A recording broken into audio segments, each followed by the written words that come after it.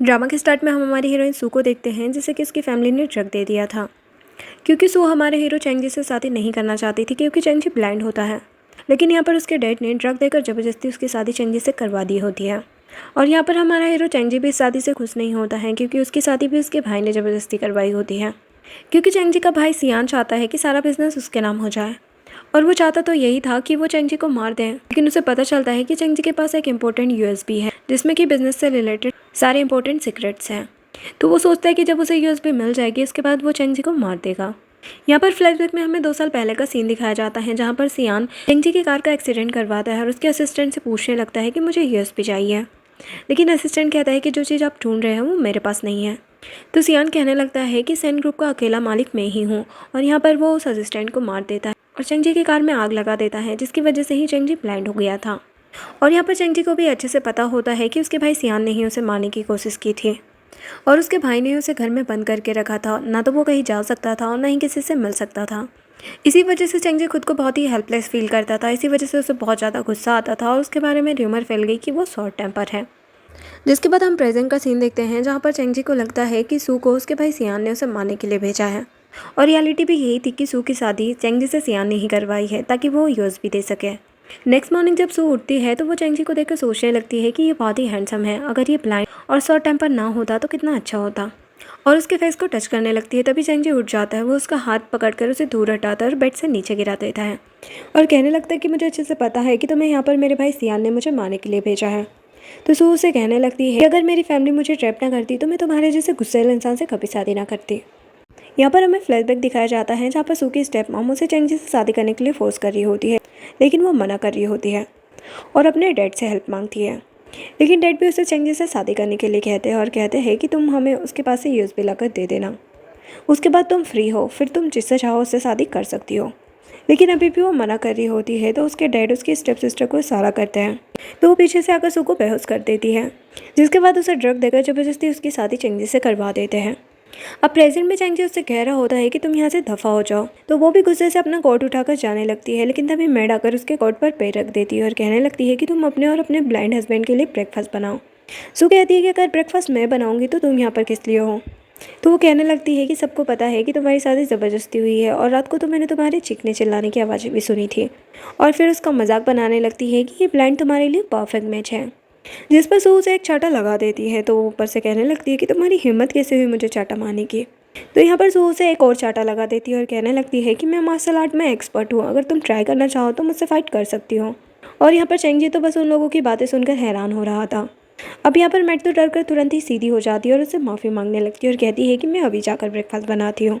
तभी यहाँ पर न्यूज़ में बताया जा रहा था कि 2 साल पहले सैन ग्रुप के असिस्टेंट को कार एक्सीडेंट में मार दिया गया था।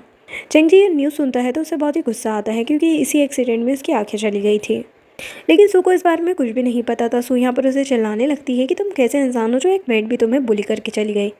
वो कहता है कि मैं क्या करूँ, मैं अंधा हूँ, ज़्यादा से ज़्यादा 1 या 2 बार किसी को स्लेप कर सकता हूँ, इससे ज़्यादा और क्या कर सकता हूँ। जो सुनकर सू को उसके लिए बुरा लगता है और उससे पूछने लगती है कि तुम्हारी आंखें कैसे चली गई। तो वो उसे बताता है कि 2 साल पहले कार एक्सीडेंट में मेरी आंखें चली गई। तो वो कहती है कि मैं तुम्हारा ट्रीटमेंट करवाऊंगी। तो वो कहता है कि तुम ये सब इसलिए कर रही हो ताकि तुम मेरा एडवांटेज उठा सको। तो सू को भी गुस्सा आता है कि एक तो मैं तुम्हारी फिक्र कर रही हूँ, तुम्हारी हेल्प करना चाहती हूँ, और तुम उल्टा मुझ पर ही गुस्सा कर रहे हो। और वो गुस्से से वहाँ से चली जाती है। और यहाँ पर चेंगजी को अपने भाई पर बहुत ही गुस्सा आ रहा होता है कि उसकी वजह से उसकी पूरी लाइफ ख़राब हो गई, और सोच रहा होता है कि अगर आप मेरे बायोलॉजिकल ब्रदर है तो आपने मेरे साथ ऐसा क्यों किया। इधर सियान सू के डैड से मिलने के लिए उनके घर पर आता है। यहाँ पर डैड उससे कहने लगते हैं कि प्रॉमिस के हिसाब से मैंने अपनी बेटी की शादी तुम्हारे भाई से करवा दी, अब तुम मुझे पैसे दे दो। तो सियान कहने लगता है कि जब मुझे यूएसबी मिल जाएगी तभी मैं तुम्हें पैसे दूंगा। तभी यहाँ पर सू आती है और उनकी बातें सुनने लगती है। सियान कहने लगता है कि सू की मॉम ने मेरा सारा प्लान बिगाड़ दिया था, तो तुम्हें अच्छे से ही पता है कि उसका क्या असर हुआ, और अगर तुमने मेरा प्लान बिगाड़ने की कोशिश की तो रिजल्ट तुम्हें अच्छे से पता है। इधर सू को यही बताया गया था कि उसकी मॉम ने सुसाइड किया था, लेकिन इनकी बातें सुनकर वो बहुत ही हैरान रह जाती है। तभी उसका पैर फ्लावर पॉट से टकराता है। तो सियान पूछने लगता है कि वहाँ पर कौन है और देखने के लिए आता है, लेकिन तब तक सू वहाँ से भाग चुकी थी। इधर मैड ने ब्रेकफास्ट बनाया होता है, तो वो चेंगजी से कहने लगती है कि मैंने ब्रेकफास्ट टेबल पर रखा है, तो आप वहाँ पर जाकर ब्रेकफास्ट कर लो। जब चेंगजी टेबल की तरफ जाने लगता है तो मैड जानबूझकर पाँव उसके आगे कर देती है, जैसे कि वो गिर जाता है। तो वो उसका मजाक बनाने लगती है कि क्या आंखों के साथ साथ तुम्हारी टांगें भी वीक हो चुकी है। एक्चुअल में ये मैट सियान की होती है और सियान के कहने पर ही ये सब कुछ कर रही होती है, तो उसे तो ये सब करने में बड़ा ही मज़ा आता है। यहाँ पर चेंगजी उस मैट को डांटने लगता है तो मैट उसके हाथ पर पॉलिश गिरा देती है और मासूम बनकर कहने लगती है कि गलती से गिर गया, लेकिन फिर भी चेंगजी उसे काफ़ी डांट रहा होता है तो उल्टा उसे ही डांटने लगती है कि तुम्हारी हिम्मत कैसे हुई जो तुम मुझे डांट रहे हो। और वो तो चेंगजी पर हाथ भी उठाने लगती है, लेकिन तभी यहाँ पर सू पहुँच जाती है और कहने लगती है कि क्या तुम्हें मरना है जो अपने मास्टर पर हाथ उठाने की कोशिश कर रही हो। मैडू से पूछने लगती है कि तुम वापस क्यों आई। सू कहती है कि मैं थोड़ी देर के लिए बाहर क्या गई, तुम्हें लगा कि मैं हमेशा के लिए चली गई हूँ। सू उसे पुश करती है और फिर पॉलिश उसके ऊपर गिराने लगती है तो मैट तुरंत ही माफ़ी मांगने लगती है कि आगे से ऐसा कभी नहीं करूँगी। तो यहाँ पर सू उस बॉल को तोड़ देती है और कहती है कि अगर आगे से तुमने चेंगजी को परेशान करने की कोशिश की तो मैं तुम्हें भी इस तरह से तोड़ दूंगी। तो मैट वहाँ से भाग जाती है। उसके जाने के बाद सू चेंगजी को डांटने लगती है कि तुमने इसे इतना सर पर क्यों चढ़ा रखा है जो हर टाइम तुम्हें बुली करती रहती है। लेकिन चेंगजी गुस्से से वहाँ से जाने लगता है। वो उसका हाथ देखती है जो कि जला हुआ था तो कहती है कि मैं मेडिसिन लगा देती हूँ, लेकिन वो अपना हाथ छुड़ा लेता है। जब सू की नज़र उसके चेस्ट पे जाती है तो वो पूछने लगती है कि क्या वो तुम्हें टॉर्चर भी करती है।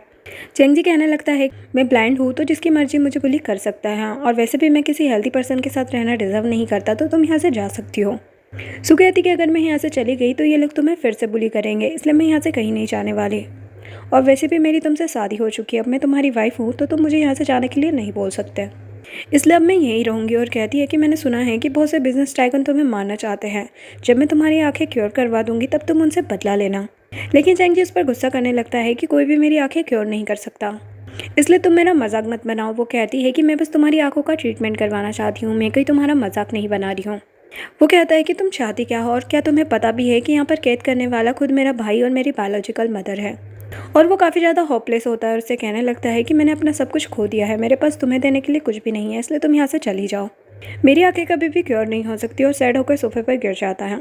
लेकिन यहाँ पर सू उसका चेकअप करवाने के लिए एक डॉक्टर को बुलाती है। डॉक्टर उसे चेक करने के लिए उसके पास जाने लगता है, लेकिन चेंगजी उसे अपने पास नहीं आने दे रहा होता, क्योंकि चेंगजी को लगता था कि हर कोई उसका दुश्मन है और उसे नुकसान पहुँचाना चाहता है।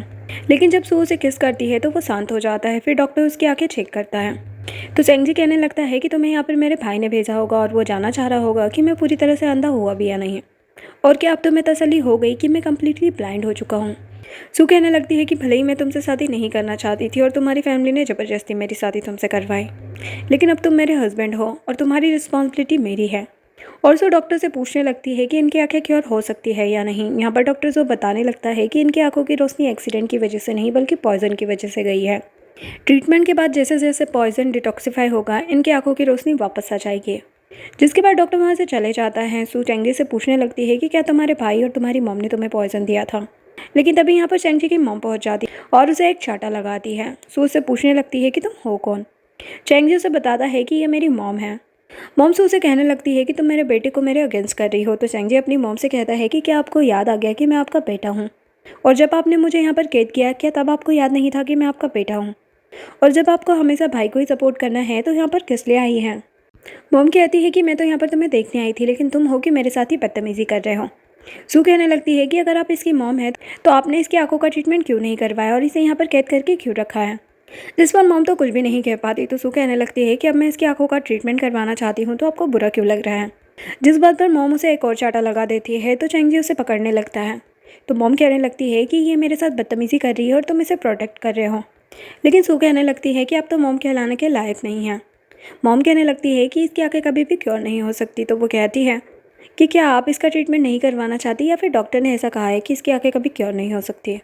लेकिन अब तो यहाँ पे मॉम को समझ नहीं आ रहा होता कि वो क्या बोले। तो कहने लगती है कि तुम यहाँ पर मेरे बेटे को मारने आई हो। सू उनसे कहने लगती है कि आप यहाँ से जा सकती है, मैं अपने हस्बैंड का ख्याल रख लूँगी। लेकिन जब वो देखती है कि मॉम यहाँ से नहीं जा रही है तो वो नौटंकी करने लगती है कि उसे मेंटल इलनेस है। और वो नौटंकी करते हुए चेंगजी से कहने लगती है कि मेरी इलनेस कंट्रोल नहीं हो रही और मुझे लग रहा है कि मैं अभी के अभी किसी को मार दूंगी। जो देखकर मॉम को लगता है कि सच में ये पागल है और वो वहाँ से चली जाती है। जिसके बाद सू बड़ी ही खुश होकर चेंगजी से कहने लगती है कि देखा, मैंने तुमसे कहा था ना कि मैं तुम्हें प्रोटेक्ट कर सकती हूँ, और आगे से कोई भी तुम्हें बुली करेगा तो मैं उसे छोड़ने वाली नहीं हूँ। लेकिन वो उदास होकर कहता है कि मुझे हर्ट करने वाले मेरे ही भाई और मॉम हैं, तो तुम क्या कर सकती हो। तो वो कहती है कि तुम डॉक्टर की बातों को याद करो, तुम्हारा पॉइजन डिटॉक्सिफाई हो जाएगा तो तुम्हारी आंखें वापस आ जाएगी, फिर हम दोनों ही मिलकर उनसे बदला ले सकते हैं। और उसे हक करके कहती है कि तुम अपने लिए ना सही लेकिन मेरे लिए अपना ट्रीटमेंट करवाओ। और मैंने तुम्हारी मॉम के साथ ऐसे बिहेव इसलिए किया क्योंकि जब तक तुम्हारी आंखें ठीक नहीं हो जाती तब तक यहाँ कोई भी ना आए। यहाँ पर चेंगजी तो उसकी बातें सुनकर इमोशनल हो जाता है कि इस दुनिया में कोई तो है जिसे उसकी परवाह है। लेकिन यहाँ पर सू की प्लानिंग होती है कि वो चेंगजी के साथ रहकर ये पता लगाएगी कि आखिर उसकी मॉम को किसने मारा है, और वो अपनी मॉम का बदला लेने के लिए चेंगजी के साथ थे। लेकिन ये भी सच था कि वो उसकी आंखों का ट्रीटमेंट करवाना चाहती है ताकि चेंगजी भी अपने दुश्मनों से बदला ले सके। इधर मॉम जब सियान के पास पहुंचती है तो उस पर गुस्सा करने लगती है कि तुमने चेंगजी की शादी कैसी लड़की से करवाई है, तुमने तो कहा था कि वो लड़की हमें यूज़ भी ला कर देगी, लेकिन वो तो उसी को प्रोटेक्ट कर रही है, मुझे नहीं लगता कि वो हमारी हेल्प करने वाली है। तो सियान कहने लगता है कि आपको टेंशन लेने की ज़रूरत नहीं है, वैसे भी जो मेरी बात नहीं मानता वो इस दुनिया में नहीं रह पाता। नेक्स्ट सीन में सू चेंगजी के लिए ब्रेकफास्ट बना रही होती है, तभी यहाँ पर उसकी स्टेप सिस्टर पहुँच जाती है और उसका मजाक बनाने लगती है कि लगता है कि तुम उस ब्लाइंड के साथ कुछ ज़्यादा ही खुश हो, इसीलिए उसके घर के सारे काम कर रही हो। तो सू कहती है कि हाँ, मैं तुम्हारा और मॉम का थैंक्स करना चाहती हूँ कि तुम लोगों ने मेरी शादी चेंगजी से करवाई। स्टेप सिस्टर कहती है कि प्रिटेंड करने की ज़रूरत नहीं है, मुझे अच्छे से पता है कि तुम इस शादी से खुश नहीं हो, और डैड ने तुमसे कहा था कि तुम हमें यूएस भी ला कर दोगे। तभी यहाँ पर चेंगजी आता है और उन लोगों की बातें सुनने लगता है। सू कहने लगती है कि मैं कब एग्री हुई थी कि मैं यूएसबी ढूंढकर डैड को दूंगी, और फिर चेंगजी के पास जाकर कहने लगती है कि मेरा हस्बैंड बहुत अच्छा है और मैं अपने हस्बैंड के साथ बहुत खुश हूँ। यहाँ पर स्टेप सिस्टर तो उसकी बातें सुनकर जेलस हो रही होती है क्योंकि चेंगजी हैंडसम भी था और उसे बुरा लग रहा होता है कि उसकी बहन खुश कैसे रह सकती है। तो वो कहने लगती है कि हाँ, मैं भी तुम्हारे लिए बहुत खुश हूँ कि तुम्हारी शादी एक ब्लाइंड से हुई। जिस बात पर सू तो उसे चाटा लगा देती है कि तुम्हारी हिम्मत कैसे हुई मेरे हस्बैंड को ब्लाइंड कहने की। स्टेप सिस्टर कहने लगती है कि मैं अभी जाकर डैड को सब कुछ बताती हूँ, और तुम डैड को चीट कर रही हो, वो तुम्हें जिंदा नहीं छोड़ेंगे। उसके जाने के बाद वो सोचने लगती है कि जब भी उसकी स्टेप सिस्टर उसे बुली किया करती थी, हमेशा उसके डैड उसकी स्टेप सिस्टर को ही सपोर्ट करते थे, और डैड हमेशा उल्टा उसे ही पनिश किया करते थे। यहाँ पे चेंगजी नोटिस करता है कि वो सैड है, तो उससे कहने लगता है कि तुम फिक्र मत करो, मैं भी हमेशा तुम्हारे साथ हूँ। जिसके बाद सू चेंगजी को वॉशरूम में छोड़ती है और कहती है कि तुम बात ले लो, मैं यहाँ से जाती हूँ। और वो जाने लगती है, लेकिन तभी नोटिस करती है कि चेंगजी सोप ढूंढने की कोशिश कर रहा है और इसी कोशिश में उसका हाथ इंजर्ड हो गया है, तो वो जल्दी से उसके पास जाती है, लेकिन तभी बाथ टब में गिर जाती है।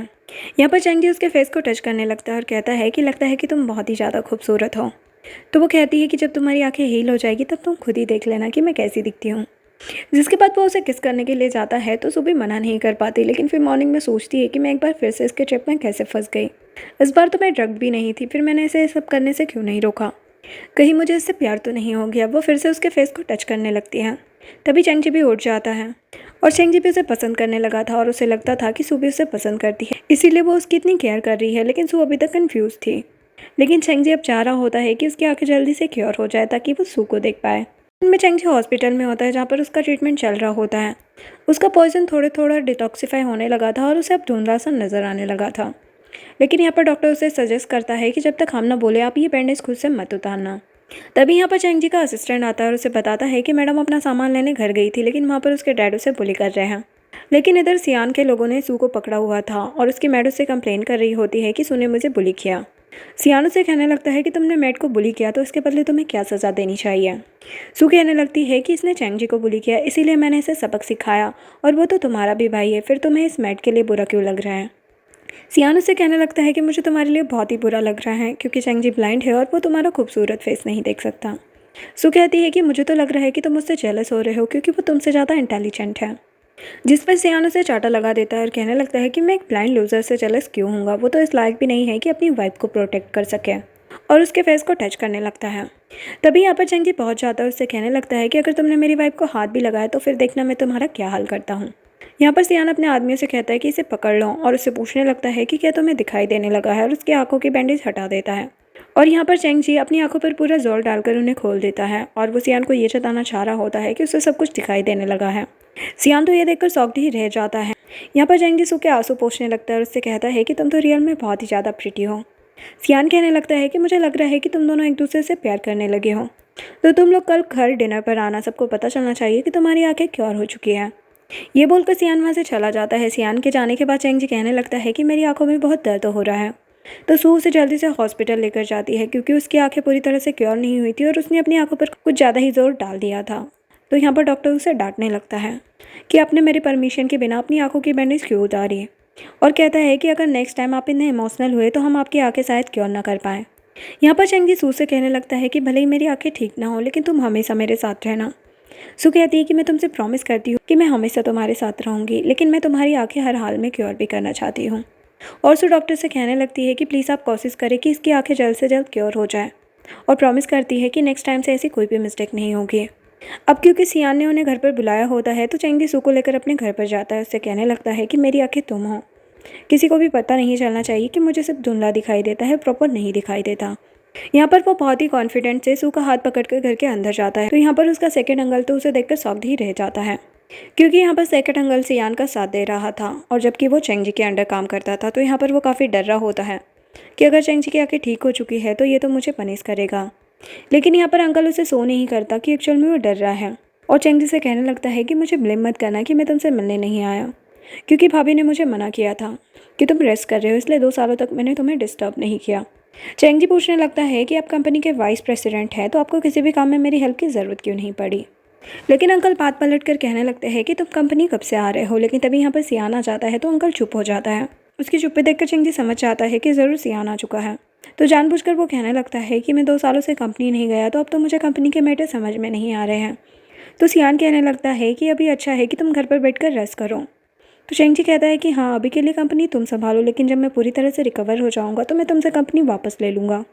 जो सुनकर सियान सोचने लगता है कि ये बस तुम्हारा सपना ही रहेगा और अगर तुम्हारे पास यूएस भी ना होती तो अभी तक का मैं तुम्हें मार चुका होता।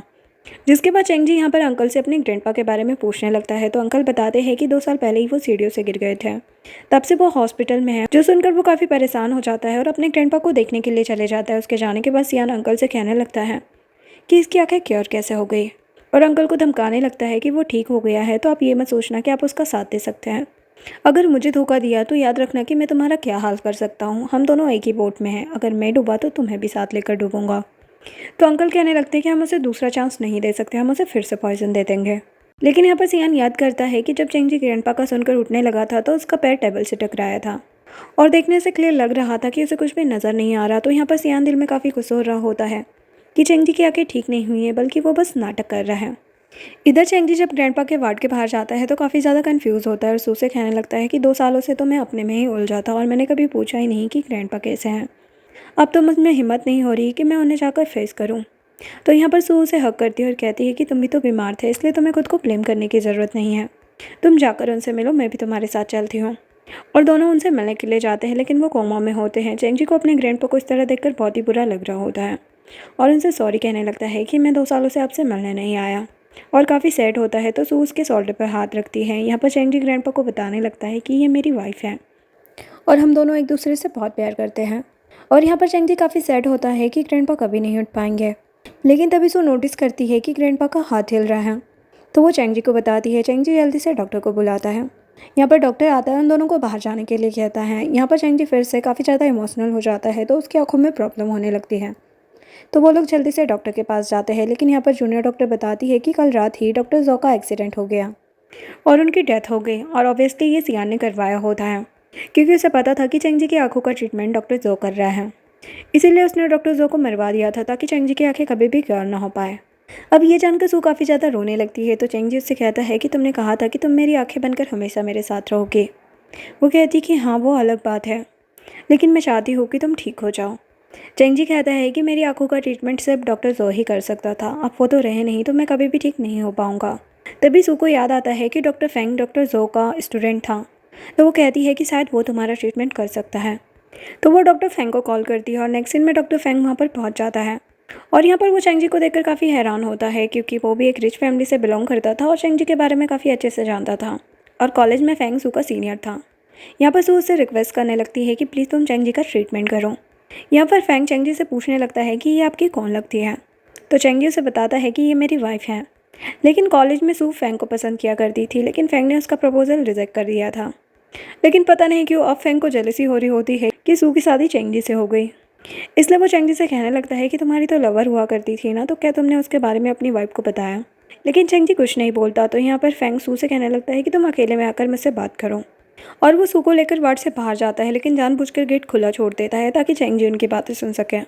वो सू से कहने लगता है कि चेंगजी की कंडीशन अभी तो ठीक नहीं है और सिर्फ तुम्हारे बुलाने पर मैं यहाँ पर आया हूँ और मैं उसका ट्रीटमेंट कर दूँगा। और फिर कहने लगता है जब कॉलेज में तुमने मुझे प्रपोज किया था तो मैंने तुम्हें रिजेक्ट कर दिया और शायद डिसहार्ट होकर तुमने इस ब्लाइंड से शादी कर ली है। सू कहती है कि ऐसा कुछ भी नहीं है। वो कहने लगता है कि मेरी फैमिली ने मुझे फोर्स किया था कि मैं किसी और लड़की से शादी करूँ, इसी वजह से मैंने तुम्हें रिजेक्ट किया था। लेकिन सच तो ये है कि मैं तुमसे प्यार करता हूँ और मैं अच्छे से जानता हूँ कि तुम भी मुझसे ही प्यार करती हो। लेकिन सू कहती है कि वो पास्ट था, उसे तुम भूल जाओ। चेंजी को उनकी बातें सुनकर बहुत ही बुरा लग रहा होता है और यहाँ पर फ्रैंक तो उसे जेलस करना ही चाह रहा था, इसलिए कहने लगता है कि तुम मानो या ना मानो, मैं जानता हूँ कि तुम अब भी मुझसे ही प्यार करती हो। चेंजी को तो बहुत ही गुस्सा आ रहा होता है, वो उठने लगता है, तभी ग्लास नीचे गिर जाता है, जिसकी आवाज़ सुनकर सू जल्दी से अंदर आती है और चेंजी की केयर करने लगती है। चेंजी उससे कहने लगता है कि डॉक्टर फेंग से अपॉइंटमेंट लेना बहुत ही मुश्किल है, लेकिन सिर्फ और सिर्फ तुम्हारे कहने पर वो आ गए। क्या वो तुम्हें पसंद करते हैं? सू कहती है कि ऐसा कुछ भी नहीं है, बस कॉलेज में वो मेरे सीनियर थे। और उसके मज़े लेने लगती है कि क्या तुम जेलस हो रहे हो। और यहाँ पर फेंग देखता है कि सू अपने हस्बैंड का ज़्यादा ही ख्याल रख रही है, तो उसे बहुत ही जेलसी हो रही होती है।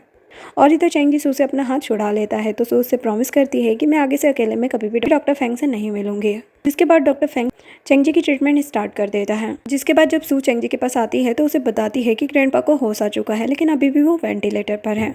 जो जानकर चेंजी काफ़ी ज़्यादा खुश होता है, लेकिन इधर सियान को तो काफ़ी ज़्यादा गुस्सा आ रहा होता है, क्योंकि उसे अच्छे से पता था कि कंपनी के चेयरमैन अभी भी ग्रैंडपा है, और अगर ग्रैंडपा को होश आ गया और ग्रैंडपा उठ गए तो वो कंपनी का प्रेसिडेंट कभी भी सियान को नहीं बनने देंगे, वो कंपनी का प्रेसिडेंट चेंजी को ही बनाएंगे। इसलिए वो अपने असिस्टेंट से कहने लगता है कि ओल्ड मैन को एक बार फिर से पॉइजन दो और इस बार वो ठीक नहीं होना चाहिए। इधर फेंग जब चेंजी को चेक करने के लिए आता है तो उससे कहने लगता है कि मुझे किसी ने बहुत बड़ा अमाउंट ऑफर किया कि मैं तुम्हारी ट्रीटमेंट ना करूं। सू कहती कि मुझे अच्छे से पता है कि ऐसा किसने किया होगा। लेकिन यहाँ पर फेंग चेंजी से कहने लगता है कि तुम्हारे साथ रहते हुए मुझे सू की सेफ्टी की फिक्र हो रही है। तो चेंजी उससे पूछने लगता है कि तुम शादी कब कर रहे हो। तो फेंग कहता है कि इस बात का क्या मतलब है। तो चेंजी कहता है कि अगर तुम्हारी शादी हो जाए तो तुम दूसरों की लाइफ में इंटरफेयर नहीं करोगे, और मुझे पता है कि तुम्हारी एंगेजमेंट हो चुकी है। तो फेंग कहता है कि मेरी एंगेजमेंट टेम्प्रेरी है, मैं उसे जल्दी तोड़ने वाला हूँ, क्योंकि मैं उस लड़की को पसंद नहीं करता। मेरी फैमिली ने ज़बरदस्ती उससे एंगेजमेंट करवाई है। सू कहने लगती है कि मैं विश करती हूँ कि तुम्हें तुम्हारी पसंद की लड़की जल्दी मिल जाए। तो फेंग कहने लगता है कि उसकी शादी हो गई। उसकी बात को यहाँ पर दोनों ही समझ जाते हो। चेंजी उससे कहने लगता है कि तुम्हारी किस्मत में उससे मिलना नहीं था। तो फेंग कहने लगता है कि चाहे कुछ भी हो जाए वो मेरे पास ही वापस आएगी। नेक्स्ट सीन में जब चेंजी का असिस्टेंट उसे सारी इन्फॉर्मेशन देने के लिए आता है तो यहाँ पर वो बताता है कि ग्रैंडपा को फिर से सियान ने हर्ट करने की कोशिश की थी। तो चेंजी उससे कहता है कि तुम सियान पर नज़र रखो, और ग्रैंडपा को प्रोटेक्ट करने के लिए कहता है, और उसे प्लानिंग भी बताता है कि अगर सियान कोई भी मिस्टेक करे तो उसे किस तरह से ट्रैप करना है। इधर सू चेंजी के स्टडी रूम में पहुंचती है और उस यूएसबी को ढूंढने की कोशिश कर रही होती है, क्योंकि वो भी जानना चाह रही होती है कि आखिर उस यूएसबी में ऐसा क्या है जो हर कोई उसे पाने की कोशिश कर रहा है। लेकिन उसे यहाँ पर कोई यूएसबी तो नहीं मिलती। एक बुक में उसे चेंजी और उसकी एक्स गर्लफ्रेंड की फ़ोटो मिल जाती है। फ़ोटो के पीछे उस लड़की का नाम भी लिखा होता है। जिसके बाद वो हॉस्पिटल जाती है और चेंजी से कहने लगती है कि मैंने तुमसे अपना प्यार कन्फेस किया था, लेकिन तुमने नहीं किया, इसका मतलब ये है कि तुम किसी और को पसंद करते हो। चेंजी कहता है कि मैं किसी और को पसंद नहीं करता हूँ। तो पूछती है तो फिर ये रैन कौन है। चेंजी कहता है कि मैं किसी भी रैन को नहीं जानता, और मन में सोचने लगता है कि अगर इसे पता चला कि वो मेरी एक्स फियांसी थी तो इसे बहुत ही बुरा लगेगा। लेकिन सू सोचती है कि इसने मुझे सच क्यों नहीं बताया, और वो बाहर जाकर रोने लगती है। यहाँ पर फेंग जब उसे रोते हुए देखता है तो कहने लगता है कि तुम चेंजी को डिवोर्स दे दो और मुझसे शादी कर लो। तो सू उससे कहती है कि मैं उससे प्यार करने लगी हूँ। फेंग उससे पूछता है कि इसमें ऐसा क्या है जो तुम मुझे पसंद करती हो, ये जानते हुए भी कि वो ब्लाइंड है और उसके बहुत से दुश्मन उसे मारना भी चाहते हैं। सू कहती है क्योंकि मेरे लिए वो सबसे डिफरेंट है, इसीलिए मैं उसे पसंद करती हूँ। फेंग उससे कहने लगता है कि क्या तुम्हें पता भी है कि चेंजी की एंगेजमेंट रैन से हो चुकी थी और दोनों एक दूसरे को काफ़ी पसंद करते थे, और अगर वो ब्लाइंड ना हुआ होता तो उन दोनों की अब तक शादी भी हो जाती। सू कहती है कि वो उसकी एक्स फियांसी थी, लेकिन मैं उसकी वाइफ हूँ और हम दोनों को कोई भी अलग नहीं कर सकता। ये बोलकर वो वहाँ से चली जाती है। जिसके बाद फेंग रैन को कॉल करता है और उससे कहता है कि चेंजी की आंखें जल्दी हील होने वाली है, और अगर तुम उससे शादी करना चाहती हो तो तुरंत ही हॉस्पिटल में आकर उससे मिलो। और दोनों मिलकर चेंजी को नींद की मेडिसिन पिला देते हैं, जिससे कि वो बेचारा सो जाता है।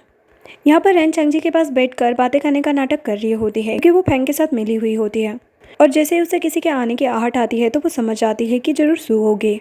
तो वो अपना फेस चेंजी के सामने कर देती है ताकि सू को पता ना चले कि चेंजी सोया है। और वो चेंजी से कहने लगती है कि भले ही हमारा ब्रेकअप हो चुका है, लेकिन मैं अभी भी तुमसे ही प्यार करती हूँ, और वो चेंजी को किस करती है। ये सब देखकर तो बेचारी सू को बहुत ही ज़्यादा बुरा लगता है और वो बहुत ज़्यादा रोने लगती है। तभी यहाँ पर फेंग आ जाता है और उसे साइड में लेकर जाता है और उससे कहने लगता है कि अगर चेंजी तुमसे प्यार करता तो वो रैन को किस करने से मना कर देता। अब मान भी जाओ कि वो तुमसे प्यार नहीं करता है, लेकिन सू उससे कहती कि मैं अकेले रहना चाहती हूँ, तो प्लीज़ तुम यहाँ से चले जाओ। और वो बहुत ज़्यादा रोने लगती है और सोचती है कि मेरी फैमिली भी मुझे मारना चाहती है और चेंजी भी मेरे साथ सिंसियर नहीं। इधर चेंजी जब उठता है तो पानी मांगने लगता है, तो रैन उसे पानी देती है। चेंजी कहता है कि तुम कुछ बोल क्यों नहीं रही हो। तो रैन उसे बताती है कि मैं रैन हूँ और सुबह से मैं ही तुम्हारे पास हूँ। यहाँ पर चेंजी का सर काफ़ी ज़्यादा भारी हो रहा होता है, तो वो पूछने लगता है कि क्या तुमने मुझे नींद की मेडिसिन दी थी। तो वो हाँ बोल देती है। चेंजी उस पर गुस्सा करने लगता है कि तुम यहाँ से चली जाओ। और वो सू को कॉल करने लगता है, लेकिन रैन उसके हाथ से फ़ोन खींच लेती है और सू तो काफ़ी ज़्यादा गुस्से में थी उससे, तो उसका फ़ोन भी रिसीव नहीं करती। तो रैन यहाँ पर चेंग जी को भड़काने लगती है कि देखो वो डॉक्टर के साथ है, इसीलिए तुम्हारा कॉल अटेंड नहीं किया। लेकिन चेंग जी रैन पर काफ़ी गुस्सा करता है, उससे वहाँ से जाने के लिए कहता है। तभी यहाँ पर फेंग आता है, तो रैन फेंग को इशारा करके वहाँ से चली जाती है।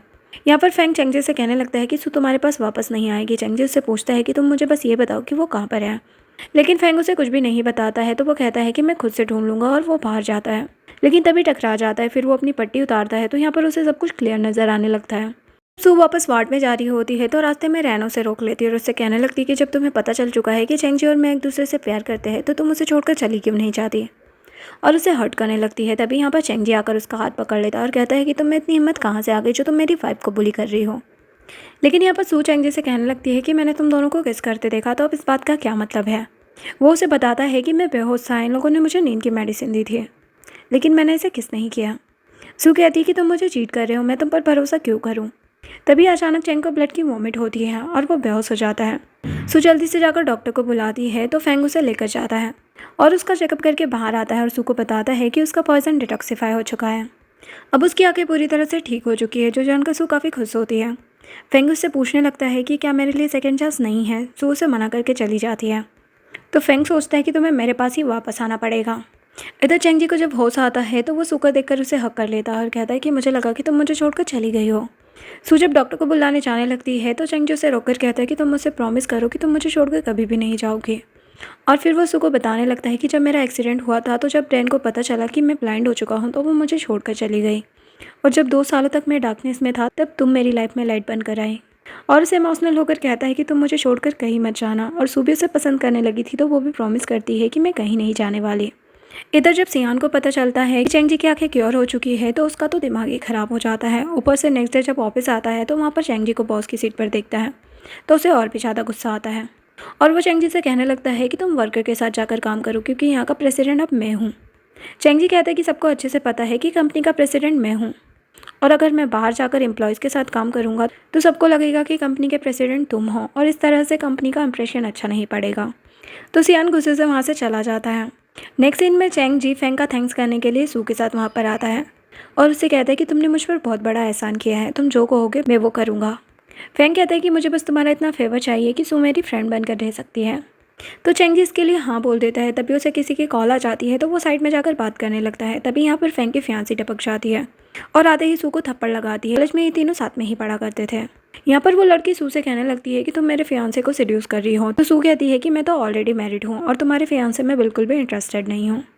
वो कहती है कि सबको अच्छे से पता है कि कॉलेज में तुमने इसे प्रपोज किया था और फेंग ने तुम्हें रिजेक्ट कर दिया था, और तुम्हारा हस्बैंड अंधा है, तो वो तुम्हें खुश नहीं रख सकता, इसीलिए तुम मेरे फियांसे को सेड्यूस कर रही हो। और उसे फिर से मारने लगती है, तो फेंग उसे रोकता है और चेंग जी भी आकर उसे प्रोटेक्ट करता है। उसे देखकर तो वो लड़की हैरान हो जाती है और कहती है कि तुम तो ब्लाइंड थे, तुम्हारी आंखें ठीक कैसे हो गई। लेकिन चेंग जी यहाँ पर उसे वार्न करता है कि मेरी वाइफ से दूर रहना, और वो फेंग से कहता है कि मैं अपना प्रॉमिस तोड़ रहा हूँ, अब सू तुम्हारी फ्रेंड नहीं रह सकती। और वो सू को लेकर वहाँ से चले जाता है। इधर सियान हॉस्पिटल पहुंचता ग्रैंडपा का ऑक्सीजन मास्क हटा देता है, क्योंकि उसे अच्छे से पता था कि अगर ग्रैंडपा को होश आ गया तो कंपनी का प्रेसिडेंट चेंग जी ही रहेगा और उसका सपना कभी भी पूरा नहीं हो पाएगा। वो सोचता है कि बस एक बार मुझे यूएसबी मिल जाए, फिर मैं चेंग जी को रास्ते से हटा दूंगा और सारा बिजनेस मेरा हो जाएगा। नेक्स्ट सीन में सू अपने घर पर जाती है उसके डैड की बर्थडे पार्टी में, और यहाँ पर सियान भी आया होता है। सू सियान के पास जाकर कहने लगती है कि मुझे नहीं पता था कि आप भी यहाँ पर आएंगे। सियान उससे कहने लगता है कि चेंग जी में ऐसा क्या है जो तुम मुझसे प्यार करती हो। सू जानबूझकर कहती है कि ऐसा कुछ भी नहीं है। तो सियान उससे कहने लगता है कि अगर तुम यूएसबी लाने में मेरी हेल्प करोगी तो तुम प्रेसिडेंट की वाइफ बन सकती हो। तो सू भी उससे झूठा प्रॉमिस कर देती है कि मैं तुम्हारी हेल्प करूंगी, लेकिन बदले में तुम्हें मुझे ये बताना होगा कि मेरी मॉम की मौत कैसे हुई थी, जिसके लिए सियान एग्री हो जाता है। और जैसे ही यहाँ पर सू के डैड आते हैं, तो सियान उनसे कहने लगता है कि अगर 1 महीने के अंदर मुझे यूएसबी ना मिली तो मैं तुम्हारे साथ कॉपरेशन कैंसिल कर दूंगा। यहाँ पर डैड जब सू को देखते हैं तो उससे कहने लगते हैं कि मैंने तो तुम्हें पार्टी में इन्वाइट नहीं किया था, तो तुम यहाँ पर क्यों आई हो। सू कहने लगती है कि मुझे किसी ने मैसेज किया था कि मेरी मॉम ने सुसाइड नहीं किया था, बल्कि उनका किसी ने मर्डर किया था, और उसी इंसान ने मुझे पार्टी में इनवाइट किया था, इसीलिए मैं यहाँ पर आई हूँ। तो डैड कहने लगते हैं कि ऐसा कुछ भी नहीं है, सबको अच्छे से पता है कि तुम्हारी मॉम ने सुसाइड किया था। और फिर कहने लगते हैं कि तुम मुझे यूएसबी ला कर दो, वरना हमारी फैमिली बर्बाद हो जाएगी।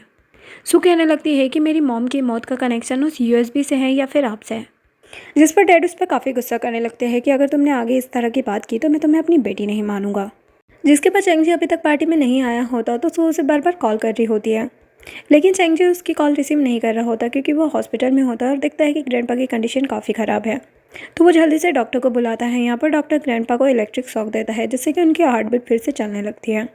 और चेंगजी अपने असिस्टेंट से कहने लगता है कि ज़रूर ये सब कुछ सियान ने किया होगा, तुम उसे न्यूज़ पहुँचा दो कि ग्रैंडपा अब नहीं रहे।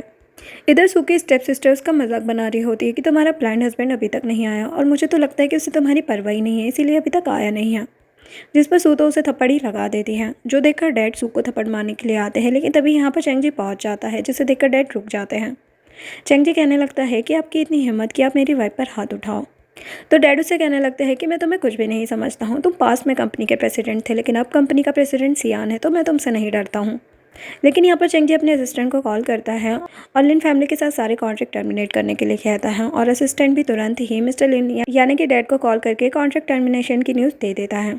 जो जानकर तो डैड तुरंत ही उससे माफ़ी मांगने लगते हैं कि प्लीज़ मुझे माफ़ कर दो। तो यहाँ पर सून से कहने लगती है कि अगर आप मुझे बता दो कि मेरी मॉम को किसने मारा है तो चेंगजी आपके साथ कॉपरेट करेगा। और बताने लगती है कि मैंने आपकी और सियान की बातें सुन ली थी और मुझे पता चल चुका है कि मेरी मॉम ने सुसाइड नहीं किया था बल्कि उन्हें मारा गया है। जिस पर डैड कहने लगते हैं कि मैं अभी तक मर्डर को नहीं ढूंढ पाया, इसलिए मैं तुम्हें कुछ भी नहीं बता सकता। तो यहाँ पर चेंगजी सू से कहने लगता है कि तुम टेंशन मत लो, मैं मर्डर को खुद ढूंढूंगा।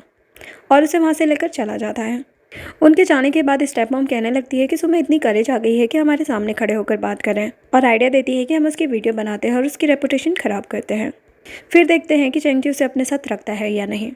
नेक्स्ट सीन में रात में जब सू कहीं पर जा रही होती है तो यहाँ पर दो आदमी उसके साथ बदतमीजी करने लगते हैं। सू चिल्लाने लगती है तो वो आदमी कहता है कि चेंगजी तुम्हें यहाँ पर बचाने के लिए नहीं आएगा। लेकिन तभी चेंगजी वहाँ पर पहुँच जाता है, उसे बचा लेता है, लेकिन वो आदमी पीछे से उसे स्टेप कर देता है। तो सू उसे जल्दी से हॉस्पिटल लेकर आती है। तभी यहाँ पर चेंगजी की मॉम भी पहुँच जाती है और सू को चाटा लगाते हुए कहती है कि तुमने मेरे बेटे को मारने की कोशिश की है। और जिसके बाद जब चेंगजी को वार्ड में शिफ्ट किया जाता है तो यहाँ पर मॉम भी आ जाती है और चेंगजी अभी सोया हुआ था तो यहाँ पर मॉम यस भी ढूंढने लगती है। तभी यहाँ पर सू पहुँच जाती है, पूछने लगती है कि आप क्या ढूंढ रही है। तो मॉम तो उसे देखकर डर जाती है। तभी चेंगजी की भी आंखें खुल जाती है तो मॉम उसे कहने लगती है कि ये लड़की तुम्हें मारना चाहती है, तुम इससे डाइवोर्स ले लो। जिस पर चेंगजी उनसे कहता है कि ये आप कह रही है जिन्होंने खुद ने मुझे 2 साल से घर में कैद करके रखा है, और कहता है कि मैं सू से बहुत ज़्यादा प्यार करता हूँ और उसे कभी भी नहीं छोड़ने वाला, तो बेटर होगा कि आप यहाँ से चले जाएँ। तो मॉम यहाँ से चली जाती है और सू भी चली जाती है। तभी यहाँ पर चेंगजी के पास रैन आती है और उससे कहने लगती है कि तुम्हें मुझसे शादी करना होगा क्योंकि हम दोनों का एक बेटा भी है। चेंगजी उससे कहता है कि अगर ये बात झूठ हुई तो तुम्हारे साथ बहुत बुरा होगा। नेक्स्ट सीन में जब चेंगजी ऑफिस में जाता है तो यहाँ पर सियान उससे कहने लगता है कि तुम्हें कंपनी के लिए एक प्रोजेक्ट लाना होगा। और यहाँ पर सियान को अच्छे से पता होता है कि मिस्टर बई उसके साथ प्रोजेक्ट साइन नहीं करना चाहता है। तो वो चेंगजी से कहता है तुम्हें मिस्टर बई से कॉन्ट्रैक्ट साइन करवाना होगा। अगर तुम इस प्रोजेक्ट को ले आओगे सभी मिलकर डिसाइड करेंगे कि वो तुम्हें प्रेसिडेंट बनाना चाहते हैं या फिर नहीं।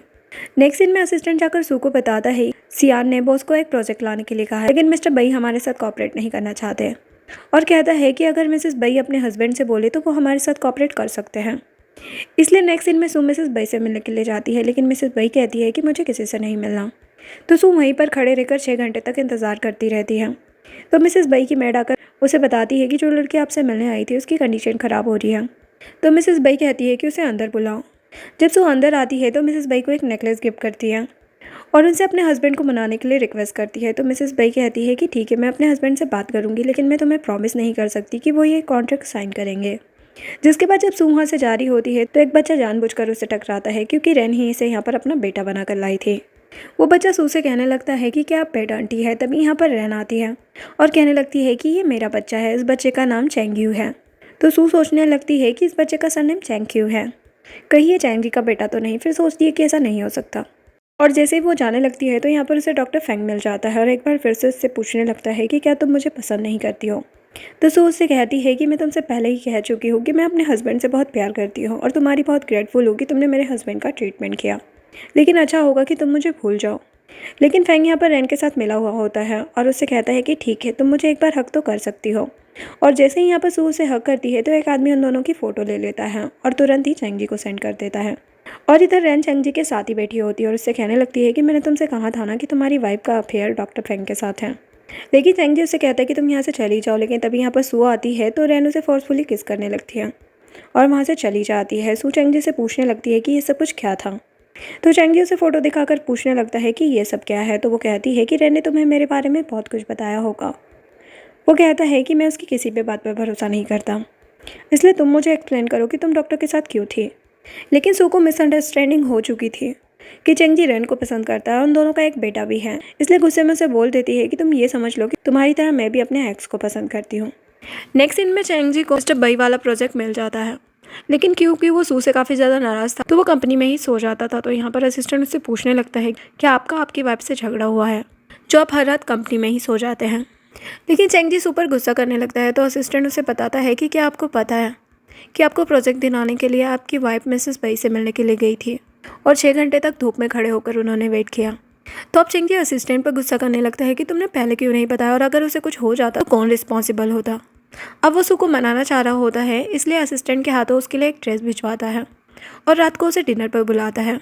नेक्स्ट सीन में रेस्टोरेंट में बैठकर वो सू का वेट कर रहा होता है, लेकिन तभी वहाँ पर रैन पहुँच जाती है और जाकर वो चेंजी से बातें करने लग जाती है। तभी यहाँ पर सू आती है और उन दोनों को देखकर वो सोचने लगती है कि शायद चेंजी ने उसे यहाँ पर इसलिए बुलाया है ताकि वो उन दोनों को साथ देख सके। इसलिए वो वापस जाने लगती है तो चेंजी उसे रोकता है, लेकिन सू उसे कहती है कि मुझे अच्छे से समझ में आ चुका है कि तुमने मुझे यहाँ पर क्यों बुलाया था। और वो घर जाकर अपना लगेज पैक कर लेती है और कहने लगती है कि मेरी वजह से तुमने अपना घर छोड़ दिया, इसलिए मैं ही यहाँ से चली जाती हूँ। चेंजी उसे रोकने की बहुत कोशिश करता है, लेकिन वो नहीं रुकती और चली जाती है। तो चेंजी अपने असिस्टेंट को कॉल करता है कि किसी को भेजो ताकि सू को प्रोटेक्ट करे। इधर सू जैसे ही घर से बाहर जाती है तो यहाँ पर एक आदमी उसे परेशान करने लगता है। तभी यहाँ पर डॉक्टर फेंग आकर उसे बचाता है और वो सू को अपने घर चलने के लिए कहता है और उसके हस्बैंड को ब्लेम करने लगता है कि तुम्हारे हस्बैंड ने तुम्हें आधी रात में घर से निकाल दिया। सू कहती है कि मेरे हस्बैंड ने मुझे नहीं निकाला है, बल्कि मैं खुद घर छोड़ कर आई हूँ, और कहती है कि मुझे होटल जाना है। जिसके बाद असिस्टेंट चेंजी को कॉल करके बताता है कि आपकी वाइफ सेफली होटल पहुँच चुकी है, लेकिन उन्हें छोड़ने के लिए डॉक्टर फेंग गया था। जो सुनकर तो चेंजी को बहुत ही गुस्सा आता है, गुस्से में अपने फ़ोन को भी तोड़ देता है। नेक्स्ट सीन में सू जब अपने घर जाती है तो वहाँ पर अपनी मॉम का नेकलेस चेक करती है, लेकिन वो बॉक्स खाली होता है। जब वो बाहर जाकर देखती है तो उसकी स्टेप मॉम ने वो नेकलेस पहना हुआ था। तो सू कहती है कि मेरी मॉम का नेकलेस मुझे वापस करो, लेकिन स्टेप मॉम नहीं दे रही होती है तो वो छीनने लगती है। तभी यहाँ पर डैड आकर उससे चाटा लगा देते हैं। तभी यहाँ पर चेंजी भी पहुँच जाता है और कहने लगता है कि आप में इतनी हिम्मत आ गई है कि आप मेरी वाइफ को बुली कर रहे हैं। तो डैड कहने लगते हैं कि ये सिर्फ अपनी माँ से बहस कर रही थी। चेंजी कहता है कि जहाँ तक मैं सू को जानता हूँ इसका नेचर ऐसा नहीं है कि बिना मतलब ही किसी से बहस करे। सू उसे बताती है कि इसने मेरी मॉम का नेकलेस ले लिया था, और वो उस नेकलेस को उठाकर रूम में चली जाती है और काफ़ी सैड होती है। तो चेंजी उसे संभालता है और कहता है कि मैं इसे रिपेयर करवा दूंगा। वो सैड होकर कहने लगती है कि ये मेरी मॉम की आखिरी निशानी थी और मैं तो एक नेकलेस को भी प्रोटेक्ट नहीं कर पाई। चेंजी उसे समझाता है कि तुम्हें पास्ट में नहीं बल्कि प्रेजेंट में जीना है। जो सुनकर सू सोचने लगती है कि शायद मुझे मिसअंडरस्टैंडिंग हो गई है, शायद वो बच्चा चेंजी का नहीं है। और यहाँ पर वो चेंजी को क्लियर करती है कि वो डॉक्टर फेंग को पसंद नहीं करती है, और यहाँ पर चेंजी भी उसे सारी बातें क्लियर करता है, उसे मनाकर घर ले आता है। तभी उनके घर पर सियान आता है और कहता है कि कल घर पर पार्टी है तो तुम दोनों को भी आना है। और नेक्स्ट सीन में जब वो लोग पार्टी में पहुंचते हैं तो यहाँ पर सियान रैन और उस बच्चे को बुलाता है और सबको बताने लगता है कि ये चेंजी का बेटा है, और वो बच्चा भी चेंजी को डैड कह के बुला रहा होता है। यहाँ पर सू चेंजी से कहने लगती है कि अगर रैन से तुम्हारा एक बच्चा है तो तुम इनके साथ रहो, मेरा तुम्हारी लाइफ में कोई भी काम नहीं है। चेंजी उससे कहता है कि तुम मुझे छोड़कर नहीं जा सकती, अगर तुम चली गई तो मैं जिंदा नहीं रह पाऊंगा। यहाँ पर सियान सू से कहने लगता है कि तुम चेंजी को डिवोर्स दे दो, क्योंकि तुम्हारा कोई हक नहीं बनता कि तुम एक बच्चे को उसके फादर से दूर रखो। तो सू ठीक है बोलकर जाने लगती है, लेकिन चेंजी उसे रोकने लगता है। लेकिन जब वो देखता है कि वो सिचुएशन को कंट्रोल नहीं कर पा रहा है तो वो चिल्लाने लगता है कि मेरी आंखों में बहुत दर्द हो रहा है, मुझे कुछ भी दिखाई नहीं दे रहा है। तो वो लोग जल्दी से हॉस्पिटल जाते हैं। यहाँ पर डॉक्टर उसे चेक करके बाहर आता है और बताने लगता है कि वो एक बार फिर से ब्लाइंड हो चुके हैं और इस बार उनकी आंखें क्योर नहीं हो सकती। और यहाँ पर डॉक्टर ने झूठ चेंजी के कहने पर ही बोला होता है। डॉक्टर की बातें सुनकर रैन कहने लगती है कि मैं किसी भी ब्लाइंड से शादी नहीं करने वाली, और वो वहाँ से चली जाती है। लेकिन सू चेंजी के वार्ड में आती है और उसकी केयर करने लगती है, और चेंजी भी यहाँ पर अपना नाटक कंटिन्यू रखता है, प्रिटेंड कर रहा होता है कि उसे कुछ भी नज़र नहीं आ रहा, और उसे पूछने लगता है कि क्या तुम सू हो। तो वो हाँ कहती है। तो वो कहता है कि मुझे लगा कि तुम मुझे छोड़कर चली गई हो, और उसे बताने लगता है रैन झूठ बोल रही थी, तुम मुझ पर भरोसा करो कि मेरा उससे कोई भी बेटा नहीं। और क्योंकि वो सू को भरोसा दिलाना चाहता था इसलिए उसे वॉशरूम में छुपाता है और रैन को मिलने के लिए बुलाता है, और वो रैन से पूछने लगता है कि तुमने मुझे बताया क्यों नहीं कि हमारा एक बेटा भी है। तो रैन घबराते हुए कहती है कि जब मुझे पता चला कि तुम ब्लाइंड हो गए हो तो मैं अब्रॉड चली गई थी और वहीं पर मेरी डिलीवरी हुई, और क्योंकि मैं तुमसे शादी नहीं करना चाहती थी इसलिए मैंने तुम्हें नहीं बताया। चेंजी उससे कहता है कि मैं तुम्हारी रिस्पॉन्सिबिलिटी लूँगा, लेकिन रैन मना करके वहाँ से चली जाती है। जिसके बाद सुबह बाहर निकलती है। चेंजी उससे कहने लगता है कि तुमने देखा जब मैंने उससे बच्चे के बारे में पूछा तो वो कितना घबरा रही थी, इसका मतलब कि वो झूठ बोल रही थी, और अगर वो सच में मेरा बच्चा है तो वो मुझसे शादी करने का मना क्यों कर रही है। लेकिन सू तो अभी भी कंफ्यूज होती है, लेकिन वो चेंजी से काफ़ी ज़्यादा प्यार करती थी इसलिए उसके साथ रहने के लिए मान जाती है। इधर रैन सियान से मिलने के लिए चाहती है और उससे कहती है कि मैं अगर तुम्हें यूएसबी ला कर दूंगी तो तुम मुझसे शादी करना। क्योंकि रैन को लग रहा होता है कि चंजी अब ब्लाइंड हो चुका है तो कंपनी का प्रेसिडेंट सियान ही बनेगा, इसलिए वो उसे फंसाना चाह रही होती है। यहाँ पर सियान भी उससे कहता है कि ठीक है, अगर तुम मुझे यूएसबी ला कर दोगी तो मैं तुमसे शादी करूँगा। लेकिन मन में सोच रहा होता है कि तुम जैसी लड़की से भला कौन शादी करेगा। और यहाँ पर वो रैन को कुछ डॉक्यूमेंट देता है और कहता है कि इन पर तुम चंगी से साइन करवा कर लाओ। जब रैन चंगी के पास जाती है तो चंगी देखना चाह रहा होता है कि आखिर उन डॉक्यूमेंट में है क्या, इसलिए वो रैन से कहता है कि तुम मेरे लिए पानी लेकर आओ। जब वो पानी लेने जाती है तो चंगी देख लेता है कि वो शेयर ट्रांसफ़र के पेपर हैं। लेकिन रैन ने उससे कहा होता है कि वो अपने बेटे का एडमिशन करवाना चाहती है, जिसके लिए फादर के सिग्नेचर की ज़रूरत है। लेकिन यहाँ पर चंगी कुछ सोचकर साइन कर देता है। रैन के जाने के बाद सू बाहर निकलती है और उससे पूछने लगती है कि तुमने किन पेपर पर साइन किया है। तो वो सू को बताता है कि उसने 20% शेयर अपने नाम ट्रांसफ़र करवाए हैं। तभी यहाँ पर पुलिस आती है और चंगी से कहती है कि आपने कमर्शियल क्राइम किया है तो आपका हमारे साथ पुलिस स्टेशन चलना होगा। चंगी सू से कहता है कि तुम घर जाकर मेरा वेट करो। सू घर आकर उसका वेट कर रही होती है। तभी यहाँ पर रैन आती है। सू उससे कहने लगती है कि अगर चंगी तुम्हारे बच्चे का फादर है तो तुमने उसे अरेस्ट क्यों करवाया। तो रैन उसे बता देती है कि मेरा और चंगी का तो कभी कोई रिलेशन रहा ही नहीं, तो बेटा कहाँ से आता। और बताती है कि मैंने सब कुछ झूठ बोला था और कहती है कि तुम टेंशन मत लो, तुम्हारा ब्लाइंड हस्बैंड 8 साल से पहले जेल से वापस नहीं आएगा। सू उस पर गुस्सा करने लगती है, लेकिन रैन उल्टा उसे ही मारने लगती है। तभी यहाँ पर चंगी अपने गार्ड्स के साथ आता है और कहता है कि क्या तुम मरना चाहती हो जो मेरी वाइफ को बुली कर रही हो। रैन तो उसे देखकर हैरान ही रह जाती है और उससे पूछने लगती है कि तुम बाहर कैसे आ गई और तुम्हारी आंखें क्लियर कैसे हो गई। वो बताता है कि तुम्हारा रियल फेस देखने के लिए मैंने सब कुछ नाटक किया था और अपने गार्ड से कहता है कि रैन को पकड़कर जेल पहुंचा दो। जिसके बाद यहाँ पर सू उससे सॉरी कहने लगती है कि मैंने तुम्हें गलत समझ लिया, मुझे लगा कि वो तुम्हारा ही बेटा है। और दोनों मिलकर सारी बातें क्लियर कर लेते हैं और दोनों में सब कुछ ठीक हो जाता है। जिसके बाद सू अपने डैड से मिलने जाती है और उनसे पूछने लगती है कि आप मुझे बता दो कि मेरी मॉम को किसने मारा था। लेकिन डैड अभी भी उससे यही कहते हैं कि अगर तुम मुझे यूएसबी लाकर दोगी तो मैं तुम्हें बता दूंगा कि तुम्हारी मॉम को किसने मारा था। जिसके बाद सू चेंजी के पास जाती है और उसे बताने लगती है कि मेरी फैमिली ने मेरी शादी तुमसे इसलिए की थी ताकि मैं तुमसे यूएसबी लाकर उन्हें दे सकूँ। तो वो कहता है कि मुझे ऑलरेडी सब कुछ पता है। वो कहती है तो फिर तुमने मुझे ब्लेम क्यों नहीं किया। वो कहता है कि मुझे तुम पर पूरा भरोसा था कि तुम कभी भी मुझे हर्ट नहीं कर सकती। वो पूछती है कि आखिर उस यूएसबी में ऐसा क्या है जो हर कोई उसे ही ढूंढ रहा है। चेंजी उसे बताता है कि सबको लगता है कि यूएसबी में कंपनी के सीक्रेट्स हैं, लेकिन ऐसा कुछ भी नहीं है। ग्रैंडपा को पता चल गया था कि सियान मुझे मारना चाहता है, इसलिए उन्होंने ये र्यूमर फैला दिया कि एक यूएसबी है जिसमें कंपनी के काफ़ी इंपॉर्टेंट सीक्रेट्स हैं और वो यूएसबी मेरे पास है। और सबको लगता है कि यूएसबी मेरे पास है और अगर मुझे मार दिया गया तो कंपनी बर्बाद हो जाएगी। सू कहने लगती है लेकिन मेरे डैड ने कंडीशन रखी है, जब मैं उन्हें यूएसबी लाकर दूंगी तभी वो मुझे बताएंगे कि मेरी मॉम का मर्डर कौन है। तो दोनों डिसाइड करते हैं कि वो डैड को नकली यूएसबी देंगे। नेक्स्ट सीन में सू नकली यूएसबी लेकर डैड के पास पहुंच जाती है और उन्हें दे देती है और उनसे पूछने लगती है। लेकिन डैड अभी भी उसे कुछ नहीं बताते और कहते हैं कि तुम्हारी मॉम ने सुसाइड ही किया था। अब उसे कुछ भी पता नहीं चलता तो वो घर आकर काफ़ी ज़्यादा रोने लगती है। चेंगी उससे कहता है कि तुम टेंशन मत लो, मैं खुद ही पता लगाऊंगा कि आखिर तुम्हारी मॉम को किसने मारा है। अब सियान को यही पता था कि चेंजी फिर से ब्लाइंड हो चुका है और डॉक्टर फेंग फिर से उसका ट्रीटमेंट न कर पाए, इसलिए वो अपने लोगों को डॉक्टर फेंग को मारने के लिए भेजता है। लेकिन चेंजी को सियान के इरादे अच्छे से पता थे, इसलिए उसके गार्ड आकर डॉक्टर फेंग को प्रोटेक्ट करते हैं। नेक्स्ट सीन में सियान बोर्ड ऑफ डायरेक्टर की मीटिंग रखता है और सभी से कहता है कि ग्रैंडपा मर चुके हैं और मेरा भाई ब्लाइंड हो चुका है, इसलिए अब कंपनी का प्रेसिडेंट मैं ही रहूँगा। तभी यहाँ पर चेंजी आता और कहता है कि तुम्हें इतनी जल्दी किस बात की है। सियान उससे पूछने लगता है कि क्या तुम्हारी आंखें क्योर हो गई। तो वो कहता है कि क्या तुम डिसअपॉइंट हो गए और कहता है कि चूंकि कंपनी के चेयरमैन ग्रैंडपा है तो उनकी मर्जी के बिना तुम कोई भी डिसीजन नहीं ले सकते।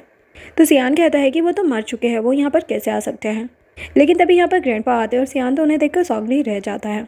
यहाँ पर ग्रैंडपा सभी को बता देते हैं कि मुझे अच्छे से पता था कि तुम चेंजी को मारना चाहते हो, इसीलिए मैंने र्यूमर फैलाई कि उसके पास एक यूएसबी है जिसमें कि कंपनी के सीक्रेट्स हैं और मुझे अच्छे से पता है कि तुमने इसी वजह से अभी तक चेंजी को नहीं मारा। लेकिन सियान यहाँ पर कहने लगता है कि मुझे किसी भी यूएसबी के बारे में कुछ नहीं पता और ना ही मैंने किसी यूएसबी को ढूंढने की कोशिश की। ग्रैंडपा कहते हैं कि तुम्हें इनोसेंट बनने की ज़रूरत नहीं है, मुझे अच्छे से पता है कि सारे क्राइम तुमने ही किए हैं और कहता है कि मैं पूरी की पूरी कंपनी चेंजी के नाम कर रहा हूँ। तो यहाँ पर एक डायरेक्टर कहने लगता है कि सियान भी आपका पोता है और ये उसके साथ अनफेयर होगा। तो ग्रैंडपा बता देते हैं कि तुम्हारी मॉम का किसी के साथ अफेयर था और मैंने तुम्हारा टेस्ट करवा लिया है, तो मेरे पोते नहीं। और ये बात तुम्हें भी अच्छे से पता है क्योंकि तुम्हारी मॉम ने ये बात तुम्हें पहले ही बता दी थी। अब सियान तो सब कुछ पहले से ही जानता था, इसलिए वो कुछ नहीं कहता। ग्रैंडपा कहने लगते हैं कि ना तो तुम चेंग फैमिली के मेंबर हो और ना ही इस कंपनी पे तुम्हारा कोई हक है।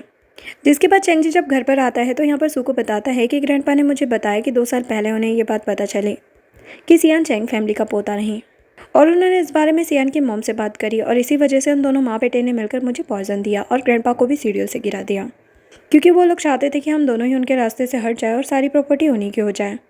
और ग्रैंडपा ने ये भी बताया कि तुम्हारी मॉम की मौत का कनेक्शन भी इसी केस से है, लेकिन मुझे डिटेल में कुछ भी नहीं पता। सू कहती है कि कोई बात नहीं, तुम अपसेट मत हो। तभी यहाँ पर चेंगजी की मॉम आती है और चेंगजी पर गुस्सा करने लगती है कि अच्छा होता कि मैं तुम्हें मार देती, तो आज तुम मेरे बेटे को हर्ट ना करते हैं। सू कहती है कि आप कैसी बातें कर रही, ये भी आपका बेटा है। तो मॉम बताने लगती है कि ये मेरा बेटा नहीं है और चेंगजी को बताती है कि तुम्हारे डैड ने तुम्हारी मॉम से फैमिली के अगेंस्ट जाकर शादी की थी और मैं तुम्हारी मॉम की फ्रेंड थी और मैं सब कुछ जानती थी, लेकिन मैं तुम्हारी मॉम से काफ़ी ज़्यादा जेलस थी और तुम्हारे डैड से शादी करना चाहती थी, इसलिए मैंने तुम्हारी मॉम को फ्रेम करके मार डाला। और तुम्हारे डैड को लगता था कि तुम्हें सिर्फ मैं पाल सकती हूँ, इसलिए उन्होंने मुझसे शादी कर ली और अपनी फैमिली को उन्होंने यही बताया कि तुम और सियान दोनों ही चैंग फैमिली के बेटे हो। जो जानकर चेंगजी मॉम पर गुस्सा करने लगता है कि तुमने लालच में आकर मेरी मॉम को मार डाला और कहता है कि मैं सभी को बताऊंगा कि तुम मेरी मॉम नहीं। मॉम कहने लगती है कि दुनिया की नज़र में मैं ही तुम्हारी मॉम हूँ, तो तुम्हारा जो कुछ भी है ये सब मेरा है, इसलिए मैं तुम्हें मार दूंगी। चेंगजी कहता है कि ग्रैंडपा बिल्कुल ठीक है और मुझे मेरा सब कुछ मिल गया है और तुम्हारा बेटा हार चुका है, तो तुम्हें जाकर उसे देखना चाहिए। मॉम जब जाती है तो सियान काफ़ी ज़्यादा गुस्से में होता है और कहने लगता है कि मेरे पास अब कुछ भी नहीं रहा। तो मॉम यहाँ पर उसे आइडिया देने लगती है कि चेंगजी की वीकनेस सू है, अगर हम उसे किडनैप कर ले तो हम उसे फोर्स करेंगे कि वो सारी कंपनी तुम्हारे नाम कर दे। और इधर चेंगजी का असिस्टेंट उसे कॉल करके बताता है कि सू की मॉम की मौत के बारे में पता चल चुका है। जिसके बाद जब वो लोग हॉस्पिटल जाते हैं तो यहाँ पर एक नर्स उन लोगों को बताती है कि सू की मॉम यहाँ पर अपने चेकअप के लिए आई थी और उसी दिन सियान के डीएनए टेस्ट की रिपोर्ट आई थी और सू की मॉम को पता चल गया था कि सियान चैंग फैमिली का नाजायज़ बेटा है।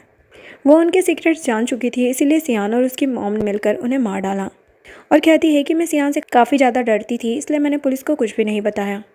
जिसके बाद चेंगजी घर पहुंचकर सू को इस बारे में बताता है तो सू कहती है कि वो दोनों बहुत ज़्यादा क्रूल है। चेंगजी कहता है कि तुम टेंशन मत लो, मैं उन दोनों से बदला जरूर लूँगा। लेकिन नेक्स्ट सीन में सू जैसे ही घर से बाहर जाती है तो यहाँ पर सियान के आदमी उसे किडनैप कर लेते हैं और इधर चेंगजी ऑफिस में होता है। सियान उसे कॉल करता है और कहता है कि पुरानी फैक्ट्री अकेले आना। जब चेंगजी वहाँ पर पहुँचता है तो सियान उसकी तरफ नाइफ फेंकता है और कहता है कि तुम पूरी कंपनी मेरे नाम कर दो और अपनी आंखें निकाल दो, तभी मैं तुम्हारी वाइफ को छोड़ दूंगा। तो चेंगजी नाइफ उठा लेता है, तभी पुलिस के सायरन की आवाज़ आती है। तो सियान कहने लगता है कि तुमने मुझे चीट किया और वो सू को हर्ट करने के लिए जाता है, लेकिन बीच में चेंगजी आ जाता है, चोट उसे लग जाती है। नेक्स्ट सीन में चेंगजी हॉस्पिटल में होता है, लेकिन वो कोमा में होता है और यहाँ पर सू उसका ध्यान रख रही होती है। इधर पुलिस सियान की मॉम को अरेस्ट करने के लिए जाती है कि आपने सू और चेंगजी को मारने की कोशिश की है। मॉम उनसे कहने लगती है कि मेरा बेटा कंपनी का प्रेसिडेंट है, जब वो आएगा तो तुम लोगों को नहीं छोड़ेगा। लेकिन पुलिस उसे बताती है कि तुम्हारा बेटा नहीं रहा, जो सुनकर तो मॉम शॉक्ड रह जाती है। कुछ दिनों बाद जब चेंगजी को होश आता है तो यहाँ पर सू उसे सारी डिटेल्स बताने लगती है कि सियान की मॉम को पुलिस ने अरेस्ट कर लिया है और सियान जब पुलिस से बच के भाग रहा था तो एनकाउंटर में उसकी डेथ हो गई। जो जानकर चेंगजी काफ़ी खुश होता है और यहाँ पर वो सू को एक रिंग गिफ्ट करता है और कहता है कि जब हमारी शादी हुई थी तो मैंने तुम्हें रिंग गिफ्ट नहीं की थी। इधर सू की स्टेप सिस्टर डैड से कह रही होती है कि अगर आपने मेरी शादी चेंगजी से करवाई होती तो आज मैं प्रेसिडेंट की वाइफ होती। जिस पर डैड उसे एक थप्पड़ लगाते हुए कहते हैं कि अगर ये बात सू ने सुन ली तो वो तुम्हें नहीं छोड़ेगी। जिस पर स्टेप मॉम कहने लगती है कि वो तो अपनी माँ जैसी बेशर्म है। सू आकर उन्हें एक चाटा लगाती है और अपने डैड से कहने लगती है कि आपको अच्छे से पता था कि मेरी मॉम को सियान ने मारा था, लेकिन आपने पुलिस में कंप्लेंट नहीं की। तभी यहाँ पर चेंगजी पुलिस को लेकर आ जाता है और डैड से कहता है कि आप पुलिस स्टेशन जाइए और जाकर इन्हें एक्सप्लेन कीजिए। यहाँ पर पुलिस डैड को अरेस्ट करके ले जाती है। अब यहाँ पर सू और चेंगजी दोनों का ही अपने दुश्मनों से बदला पूरा होता है, जिसके बाद दोनों खुशी खुशी साथ रहते हैं और हमेशा साथ रहने का प्रॉमिस करते हैं। और इसी के साथ इस ड्रामा की हैप्पी एंडिंग हो जाती है। अगर वीडियो पसंद आई हो तो लाइक शेयर एंड सब्सक्राइब करें। Thanks for watching.